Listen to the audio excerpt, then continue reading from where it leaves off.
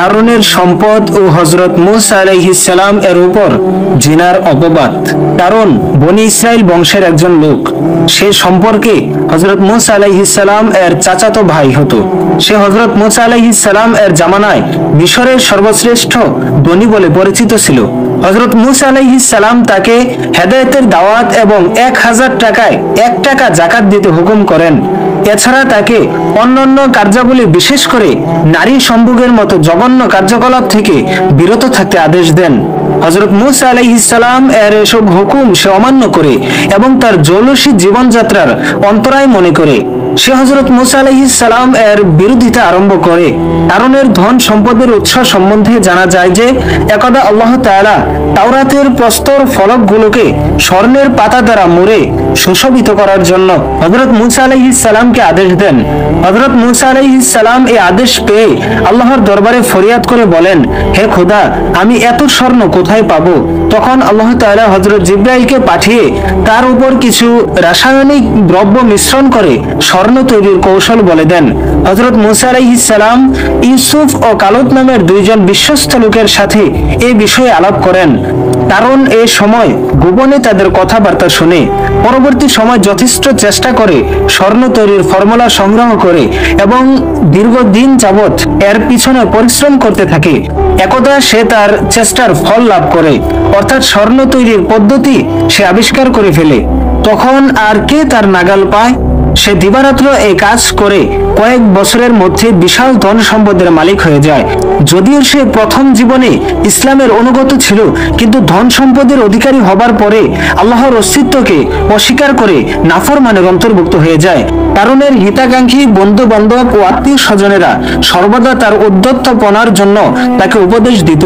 তাকে বলতো, আল্লাহ তোমাকে ধন দৌলত দিয়েছেন, তুমি গরিবকে দান করো, দুস্থদের সাহায্য করো, জাতির কল্যাণের জন্য খরচ করো, শুধু নিজের ব্যক্তিগত জৌলুস বৃদ্ধির চেষ্টা করো না।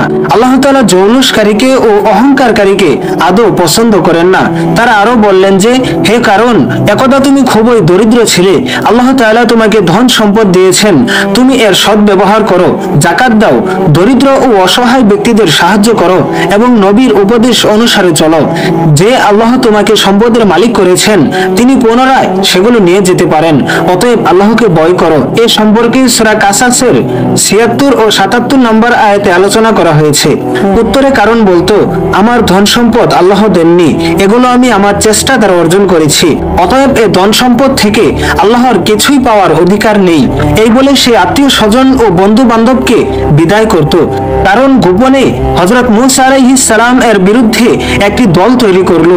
দলের লোকদেরকে সে বেশ টাকা পয়সা দিত। এতে দিন দিন তার দল প্রসার লাভ করতে থাকে। একদা সে বনী ইসরাইলদেরকে দাওয়াত করে এক বিরাট ভূত সভার আয়োজন করে। সেখানে অধিকাংশ নাস্তিকবাদীরা সমবেত হয়। বিশাল ধুমধামের সাথে সকলকে আপ্যায়ন করে এবং সে তার দলের আদর্শ সম্বন্ধে বিস্তারিত বর্ণনা দেয়।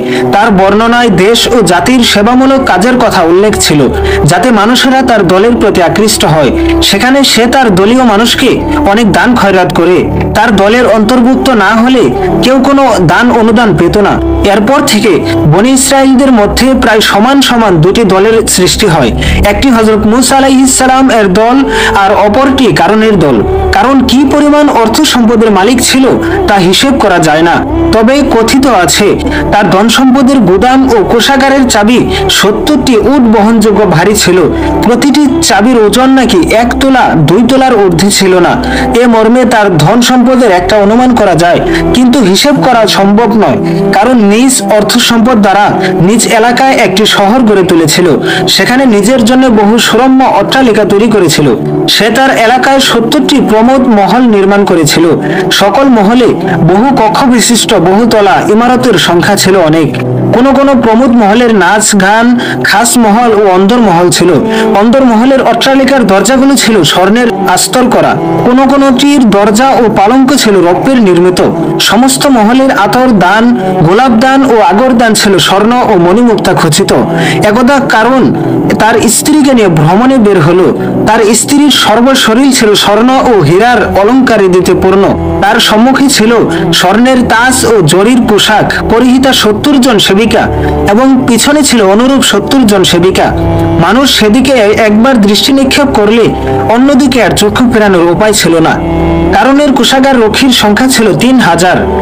তার মহল সমূহের পরিচর্যার জন্য কর্মচারীর সংখ্যা ছিল 70,000। তার দাস দাসী ছিল অসংখ্য। এক কথায় সে ছিল একজন অঘোষিত রাজা বাদশাহ। আল্লাহ তাআলা হযরত মূসা আলাইহিস সালামকে ওহী মারফত জানিয়ে দিলেন সমস্ত মানুষ যেন তৌরাত কিতাব নিয়মিত পাঠ করে এবং তদানুযায়ী আমল করে, না হয় তাদের উপর কঠিন আযাব আসবে। বিশেষ করে কারণ যেন তার ধন সম্পদের 1000 ভাগের 1 ভাগ অতি সত্বর জাকাত হিসাবে গরিবের মধ্যে বিতরণ করে, না হয় তাকে ভীষণ শাস্তির সম্মুখীন হতে হবে। তার ধন সম্পদ তাকে রক্ষা করতে পারবে না। কারণের উদ্যত্তপনা সীমা ছড়িয়ে গেছে, তাকে আর অধিক সময় প্রদান করা সম্ভব নয়। হযরত মূসা আলাইহিস সালাম তার উম্মত দিগকে ডেকে আল্লাহর নির্দেশের কথা জানিয়ে দিলেন।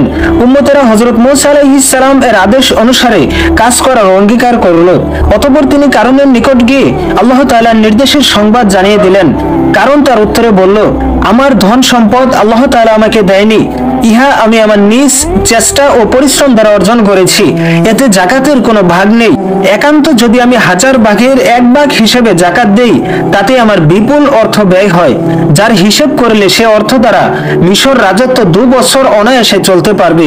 অতএব এ অর্থ কিসের বিনিময়ে খরচ করব? হযরত মূসা আলাইহিস সালাম বললেন, এ অর্থের বিনিময়ে আল্লাহ তোমাকে দুচকের আযাব থেকে রক্ষা করবেন এবং বেহেশতের শান্তি দান করবেন। কারণ বলল, আমি যে মহল তৈরি করেছি তাতে আমি বেহেশতের আনন্দ লাভ করছি। তোমার আল্লাহর বেহেশতের আমার প্রয়োজন হবে না। আমার দ্বারা জাকাত সদকার নির্দেশ পালন করা সম্ভব নয়। আমি যে দল ও রক্ষী বাহিনী তৈরি করেছি তার মোকাবেলা করার ক্ষমতা তোমার নেই। তুমি দরিদ্র মোটে মজুর নিয়ে থাকো, আমাকে বিরক্ত করতে এসো না। হযরত মূসা আলাইহিস সালাম বললেন, তোমার চাইতে অধিক শক্তিধরকে আল্লাহ নিমিষে ধ্বংস করেছেন, এ নজির পৃথিবীতে রয়েছে। অতএব তুমি যদি তাওরাত কিতাবের প্রতি সম্মান প্রদর্শন না করো এবং আল্লাহর হুকুমের প্রতি ভ্রুক্ষেপ না করো, তাহলে অচিরেই তোমার উপর আল্লাহর গজব নাজিল হবে। কারণ হযরত মূসা আলাইহিস সালাম এর কথায় বিরক্ত হয়ে চলে গেল এবং রক্ষীদেরকে বলল, লোকটিকে আমার মহল থেকে বের করে দাও। কারণ হযরত মূসা আলাইহিস সালাম এর প্রতি যথেষ্ট ক্রোধান্বিত হলো এবং তাকে অপদস্থ করে দেশান্তরিত করার পরিকল্পনা নিল। তাই সে এক চতুর ও দুষ্টা মহিলাকে প্রচুর টাকা পয়সা দিয়ে হযরত মূসা আলাইহিস সালাম এর নামে কলঙ্ক প্রচারের ব্যবস্থা করলো। মহিলাকে বলে দিল সে যেন সর্বত্র বলে বেড়ায় যে মূসা আলাইহিস সালাম এর সাথে তার দীর্ঘদিনের প্রণয় ও ভালোবাসা ছিল। সে সুবাদে মূসা তার সাথে জেনা করেছে। মহিলা টাকার প্রলোভনে কারণের পরামর্শ অনুসারে কাজ আরম্ভ করে দিল। যেখানে মূসা আলাইহিস সালাম এর ভক্তবৃন্দ বসবাস করত, সেখানে গিয়ে হযরত মূসা আলাইহিস সালাম এর বিরুদ্ধে অপপ্রচার শুরু করলো। এভাবে অনেক দিন অতিবাহিত হলো। দুষ্ট মহিলার কথা প্রকারান্তরে অধিকাংশ মানুষ বিশ্বাস করলো না। তবে কতক লোক যারা হযরত মূসা আলাইহিস সালাম এর বিরোধী ছিল, তারা এটাকে এক সুযোগ মনে করে সর্বত্র আলোচনা করে ফিরত, যাতে হযরত মূসা আলাইহিস সালাম লজ্জা ও ঘৃণায় দেশ ত্যাগ করে। একদিন হযরত মূসা আলাইহিস সালাম এক মজলিসে বক্তৃতা দিচ্ছিলেন। সেখানে তিনি এক মিম্বরের উপর বসে তওরাত কিতাবের আদেশ নিষেধ সম্বন্ধে মানুষকে অবগত করছিলেন এবং নেক কাজের প্রতিদান ও পাপ কাজের জঘন্য পরিণামের কথা বিস্তারিতভাবে বুঝিয়ে বলছিলেন। এক পর্যায়ে তিনি ব্যভিচারের বিচার ও পরকালের শাস্তির কথা আলোচনা করছিলেন। এমন সময় কারণ মজলিসের এক পাশ থেকে উঠে বলল, হে মূসা, আপনি যদি এই ব্যভিচারে লিপ্ত হন তবে কি হবে? হযরত মূসা বললেন, আমার আইনের ক্ষেত্রে নবী ও সাধারণ মানুষের মধ্যে কোনো পার্থক্য নেই। ব্যভিচারীর শাস্তি হলো পাথর নিক্ষেপ করে তাকে হত্যা করা। কারণ তখন বলল, ওই মেয়ে লোকটির সাথে আপনি জেনা করেছেন। এই বলে সে মেয়ে লোকটিকে দাঁড়াতে বলল। মেয়ে লোকটি দাঁড়ালো। হযরত মূসা আলাইহিস সালাম মেয়ে লোকটিকে বলল, সত্য করে বলো, কি ঘটনা ঘটেছে? মেয়ে লোকটি তখন তার শরীর পাথরের মতো শক্ত হয়ে যাচ্ছে দেখে ভয়ে ভীষণভাবে কাঁপতে আরম্ভ করলো। হযরত মূসা আলাইহিস সালাম দ্বিতীয়বার তাকে ধমক দিয়ে বললেন, সঠিক ঘটনা বলো। তখন মহিলা বলল, হুজুর, আমাকে কারণ টাকা দিয়েছে এবং আপনার বিরুদ্ধে এই অপবাদ ছড়াতে বাধ্য করেছে। প্রকৃতপক্ষে আপনি নির্দোষ। তখন মূসা আলাইহিস সালাম ক্রোধে অগ্নিশর্মা হয়ে মাটির দিকে লক্ষ্য করে বললেন, খোজিহে, অর্থাৎ হে মাটি, কারণকে ধরো এবং তোমার মাঝে তলিয়ে নিয়ে যাও।